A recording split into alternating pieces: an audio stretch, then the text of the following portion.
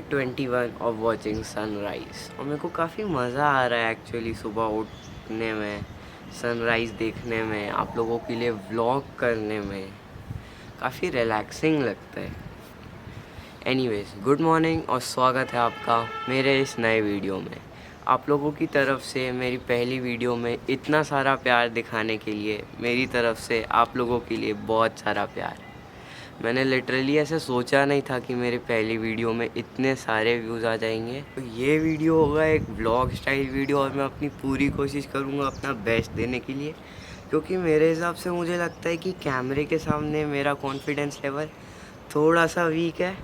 But कोई बात नहीं, मैं अपने आप को फोर्स करूँगा कॉन्फिडेंस बूस्ट करने के लिए, जैसा सेम हम अपनी बॉडी को फोर्स करते हैं प्रोग्रेसिव ओवरलोड के लिए। तो आज है संडे और मेरा रेस्ट डे भी, आज मेरा जिम से ऑफ है। तो मैं ट्राई करता हूँ सुबह उठने की संडेज़ को भी, क्योंकि मैं ट्राई किया था कि देर से सोने के लिए, बट मुझे अगर मैं संडेज़ को 10 बजे उठूँ, 9 बजे उठूँ और बाकी दिन जल्दी उठूँ, तो एज़ कम्पेयर टू बाकी डेज़ मैं संडेज़ को उतना अच्छा फ़ील नहीं करता अगर मैं लेट उठूँ तो मेरी बॉडी तभी अच्छी फ़ील करती है जब मैं सुबह सुबह उठूँ, सनराइज़ देखूँ, तो तभी मुझे मज़ा आता है। और हाँ, ऑफ डेज़ का मतलब ये नहीं रहता कि आप पूरे दिन रेस्ट करते रहो, पूरे दिन आप लेटे ही रहो, कि आप कुछ भी एक्टिविटी मत करो। Of day should also be an active rest day, जिसमें आप कार्डियो कर सकते हो। ऑफ डे का मतलब ये रहता है कि आप जिम से ऑफ ले रहे हो, जिम में जो आप मसल्स हिट कर रहे हो वो मसल्स आप ऑफ डे में हिट नहीं कर सकते। तो ऑफ डे में आपके मसल जो हैं वो अच्छे से रिकवर होते हैं, तो इसीलिए ऑफ डे लिया जाता है। वरना क्यों लेते हो ऑफ डे? ऑफ डे का कोई फिर सेंस नहीं होता। तो ऑफ डे में भी आप एक्टिव रहिए, वरना फिर आप ऑफ डे एकदम अच्छा फील नहीं करेंगे। तो अभी मैं कोशिश करूँगा थोड़े से सिनेमैटिक शॉट्स लेने की। अगर आपको पसंद आए तो कमेंट सेक्शन में बिल्कुल बताना, मैं आगे वाले वीडियोस में और ऐसे सिनेमैटिक शॉट्स लाऊंगा। तो चलो चालू करते हैं।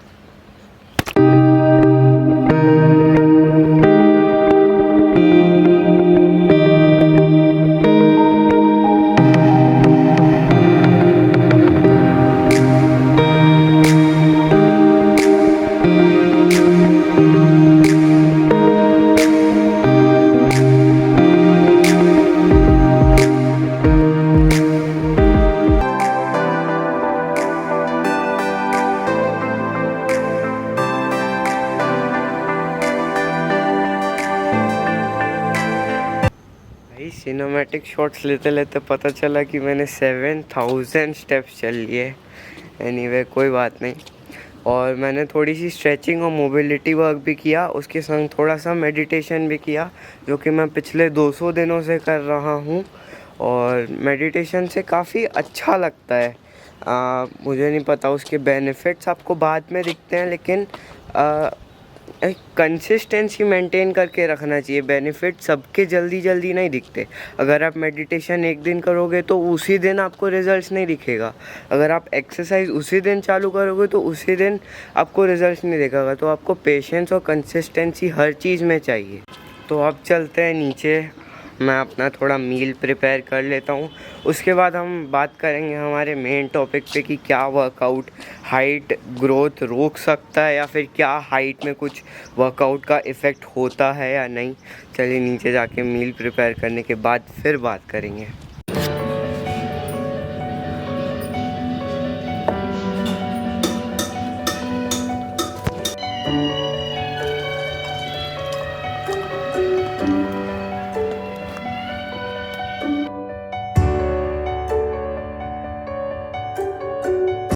तो ये है मेरा पोस्ट कार्डियो मील। ये मेरा ब्रेकफास्ट नहीं है, ब्रेकफास्ट मैं इसके बाद करूँगा। तो ये 5 अंडे, 4 egg whites with 1 whole egg, और ये है एक पीनट बटर कर्ड और बनाना का स्मूदी है। ये अराउंड स्मूदी अराउंड 200 कैलोरीज है और एग्स अराउंड 100 कैलोरीज है, पूरे सब 5 एग्स को मिला के।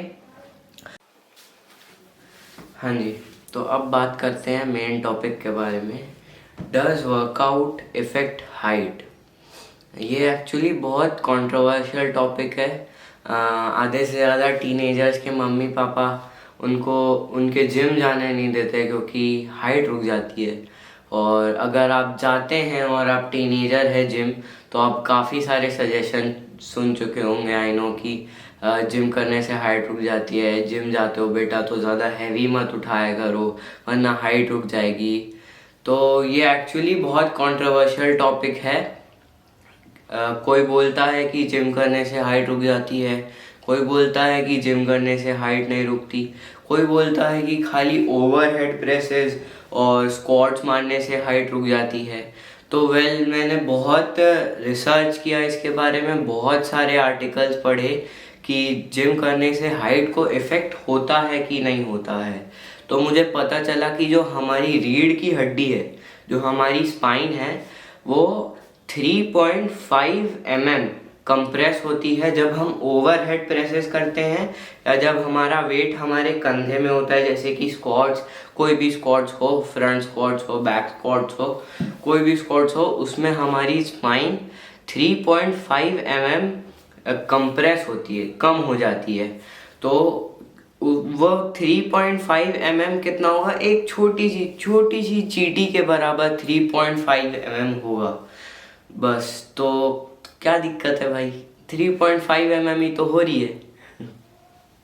टेंशन की बात नहीं है भाई। ये जो 3.5 mm जो हमारी स्पाइन कंप्रेस होती है, वो बहुत ही टेम्परेरी प्रोसेस रहता है। तो जब हम वर्कआउट के बाद स्ट्रेचिंग करते हैं तो वो जो स्पाइन है वो वापस से रिट्रैक्ट हो जाती है, वो वापस से अपने अपने साइज में आ जाती है। तो जब तो इसीलिए स्ट्रेचिंग बहुत इम्पोर्टेंट रहता है।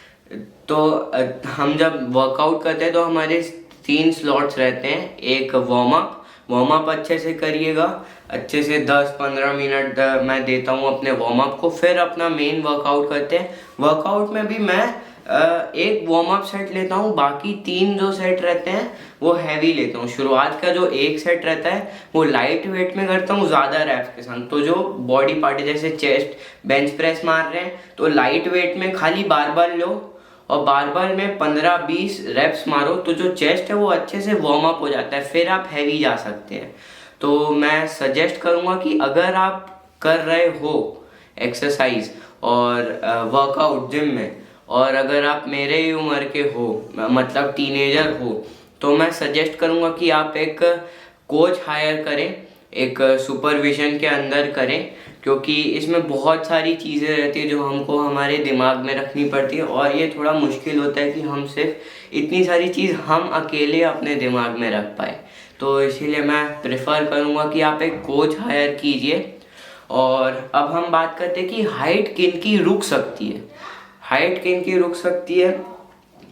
जिनके पोस्चर रॉन्ग हो, जिनके पोस्चर अच्छे नहीं हो, जिनकी सेडेंटरी वर्क ज़्यादा हो, तो सेडेंटरी वर्क ज़्यादा हो तो पोस्चर बिगड़ जाते हैं कभी कभी, आप लोग ने देखा होगा। या जेनेटिकली पोस्चर बिगड़े रहते हैं शुरुआत से, तो एक तो उनका वैसे ही जो स्पाइन है वो कंप्रेस रहता है और वो वैसे वर्कआउट्स करके ओवरहेड प्रेसेस और स्क्वाट्स मार के आप वैसे ही अपने स्पाइन और कंप्रेस करते रहते हैं, तो हाइट तो उसमें तो फिर रुकेगी। अब सेकंड किन की हाइट रुक सकती है? जो फॉर्म गलत कर रहे हो अपने वर्कआउट के समय।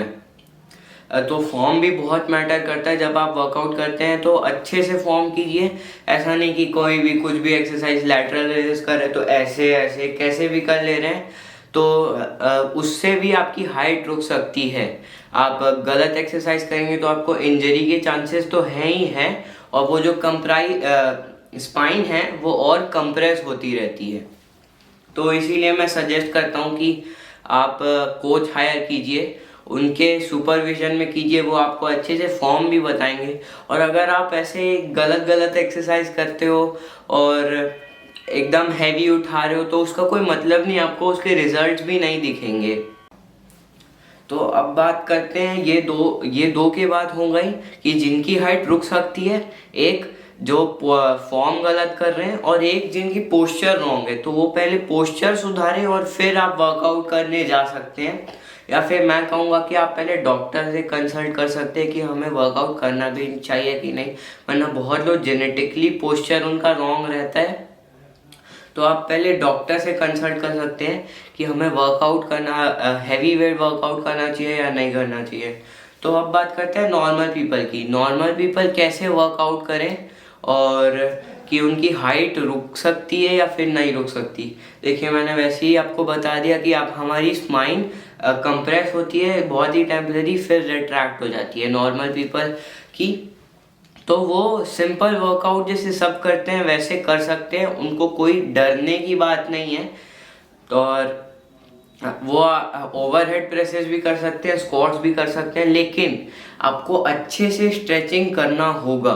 अगर आपको फिर भी डाउट है तो आप सेफ्टी के लिए आप ओवरहेड प्रेसेस और स्क्वाट्स छोड़ दीजिए, कोई दिक्कत वाली बात नहीं है। उसके बिना भी आप वो मसल ग्रुप हिट कर सकते हैं। वो एकदम इम्पॉर्टेंट एक्सरसाइज नहीं है, आप छोड़ सकते हैं उस हाइट को। लेकिन फिर भी अगर आप कर रहे हैं तो आप अच्छे से स्ट्रेचिंग कीजिए, अच्छे से वार्म अप कीजिए, तो फिर आपको कोई दिक्कत नहीं होगी। तो सिंपल सी बात है यार। हाइट बढ़ती कैसे? हाइट जब हमारे जो सेल्स हैं वो मल्टीप्लाई होते हैं तो हमारे जो बोन्स की साइज है वो बढ़ती है, तो इसीलिए हाइट बढ़ती है। तो हाइट रुकने का कोई चांस ही नहीं है। तो अगर आपके पेरेंट्स बोलते हैं तो आप पेरेंट्स को ये वीडियो दिखा सकते हैं, और अगर आपके पड़ोस वाले आंटी अंकल या रिलेटिव्स आपको बोलते हैं कि नहीं बेटा हाइट रुक जाती है, तो उनको भी आप मेरा वीडियो भेज सकते हैं। मैं आपको एक लाइव एग्जांपल देता हूँ, और वो लाइव एग्जांपल हूँ मैं खुद अपने 15 साल का हूँ, और मैं अभी भी वर्कआउट करता हूँ और अच्छी खासी इंटेंसिटी में करता हूँ। मेरी हाइट पहले 162 सेंटीमीटर थी, अब मेरी हाइट 169 सेंटीमीटर है, और मेरी हाइट अभी भी नहीं रुक रही है, अभी मेरी हाइट और बढ़ते जा रही है। एक्चुअली अभी मैंने नापा था तो 171 थी। तो अगर आपको अच्छे से क्लियर हो गया है कि जिम करने से हाइट नहीं रुकती है, और मैंने पूरी कोशिश की कि मैं आपको एक्सप्लेन करूँ, होपफुली आप एक्सप्लेन अच्छे से हो गए हों।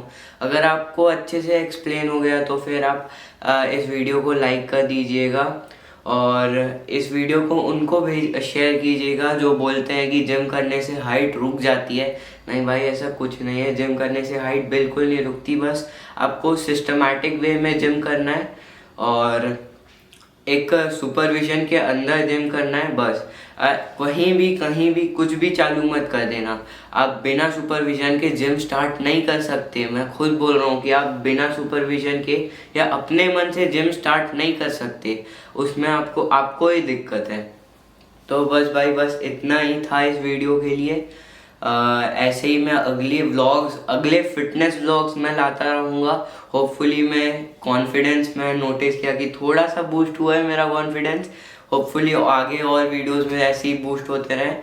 तो आगे आपको और कैसी वीडियोस चाहिए मेरे को बिल्कुल बताइएगा। मेरे को इंस्टाग्राम में फॉलो कर दीजिएगा। आप इंस्टाग्राम में आपको कोई भी क्वेश्चन हो तो मुझे आप डीएम कर सकते हैं। बस यही था इस वीडियो के लिए। मिलते हैं अगले वीडियो में। Bye bye.